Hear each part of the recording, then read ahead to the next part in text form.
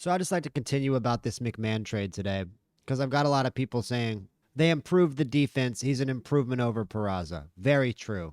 Every single third baseman available for a trade at this deadline is an improvement over Peraza. I think Cashman really has the wool pulled over a lot of people's eyes here. Imagine if we had Ryan McMahon at third base this whole year. Would people even like him?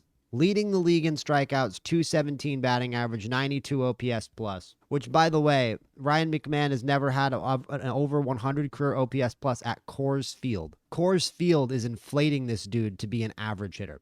Coors Field inflates Ryan McMahon to a 217, 314, 403 slash line, to a 240, 323, 420 career slash line. That's what Ryan McMahon gets inflated to. I don't care what his baseball savant page looks like.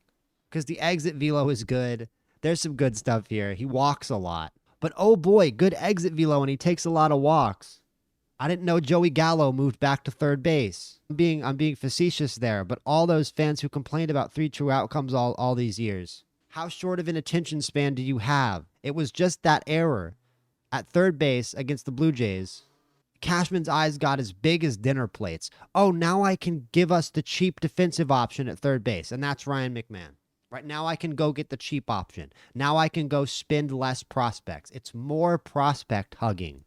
It's the same kind of prospect hugging that kept Bryce Harper off this team. It's the prospect hugging that kept JT Realmuto off this team. It's the prospect hugging that kept Garrett Cole off this team when we initially tried to trade for him.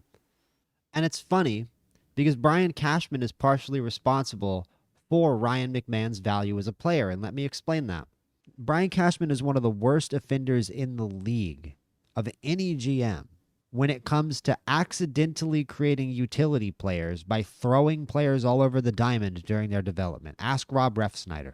The prevalence of third basemen who don't naturally play third base around the MLB drags down the standard for defensive metrics at the third base position, which inherently makes a good defensive third baseman more of a premium, so Cashman just went and helped himself. Congratulations, you created and solved your own problem. Great job, Brian Cashman.